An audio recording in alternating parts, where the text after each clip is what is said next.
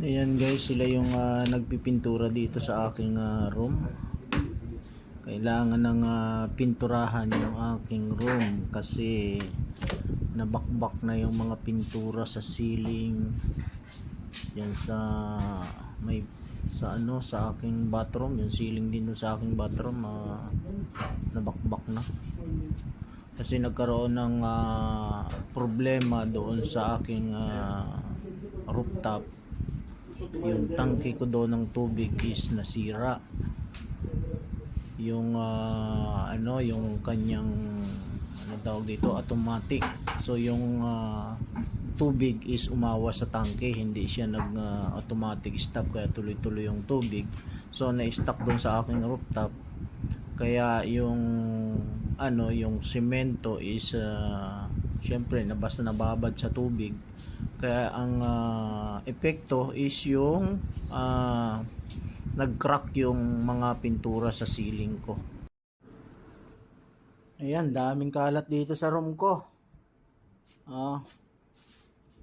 Kasi ayun, tinakpan ko si Teddy, pati yung aking higaan. Kasi nagpapintura ako ng aking room. Ayan nagka-crack na yung mga pintura. Ayan ang room ko. Nag-crack na yung pintura. So ayan yung aking AC, maayos na. Ayan. Kakaayos lang. Ayan, dito naman sa aking room, ang daming kalat. Ayan.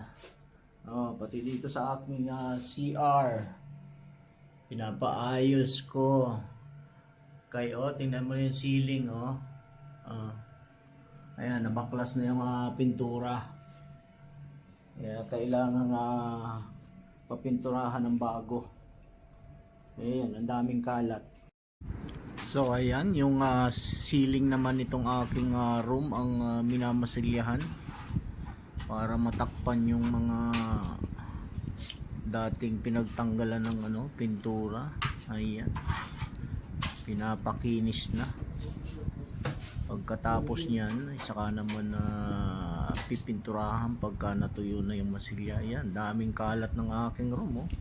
Nakakalat ang aking mga gamit. Ayan, ang gulo-gulo ng aking room.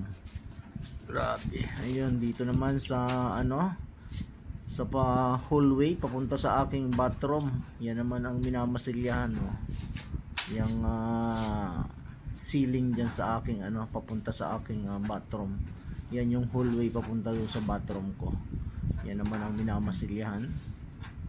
Pagkatapos masilyahan yan, saka napipinturahan ng sabay-sabay yan.